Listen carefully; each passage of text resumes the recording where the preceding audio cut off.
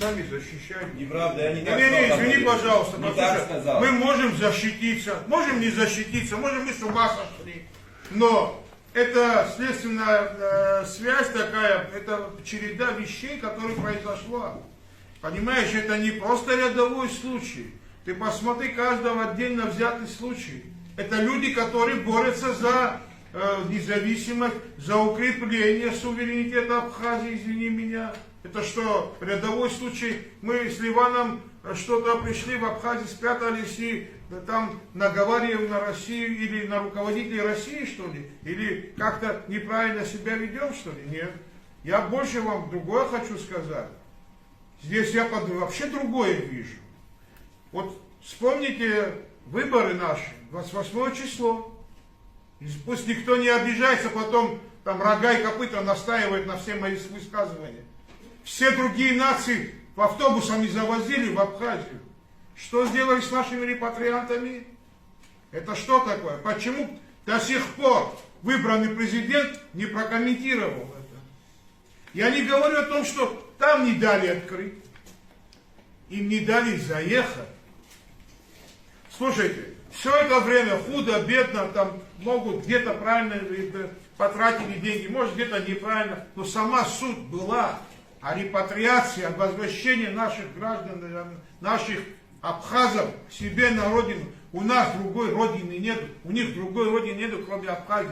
Все народы, которые здесь живут, у каждого есть своя родина где-то. Но у абхазов только эта родина, нам деваться некуда. Эту ситуацию создали с репатриантами.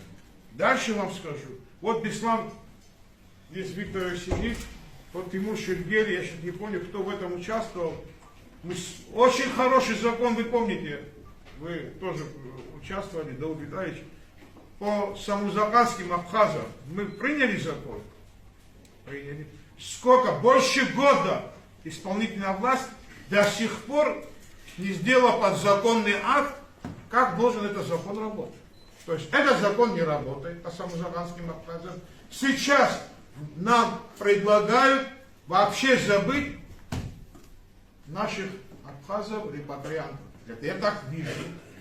Никто из наших деятелей, великих, есть мыслителей политических, которые при власти, все молчат. Слушайте, я 10 лет, не дай Бог, вот такая ситуация произошла бы, вся Абхазия на ушах стояла бы. Не так, Владимир Николаевич? 10 лет назад, 15 лет назад, если вот такое произошло бы с репатриантами, вы чего слушаете? Поехали. Президент звонил бы, премьер звонил бы, МИД на ушах стоял бы. Что случилось? В чем дело? Нет, как будто ничего не произошло. Что происходит? Кто сдает нашу нацию? Кто сдает нашу страну?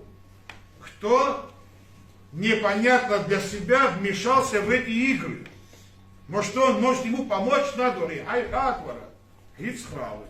Может, Абнадула Хаза Ригат, Канада Азавараду сказала. Рахид Гула Хицхрапа, Ризу Зуберко. Гала Сара Хазбан, подзаконный акт, Яшау Гранза Руслан Муканович.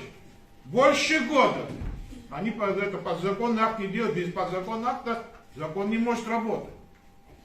То есть мы это сделали, мы на самом деле великую вещь, мы этот закон приняли, подзаконный акт не готовили. Сейчас наших репатриантов не пускают в Абхазию. Вот, наверное, Николаевич потом сам скажет. Там, Можно, извините, ты сигнал хотел, я его перебил.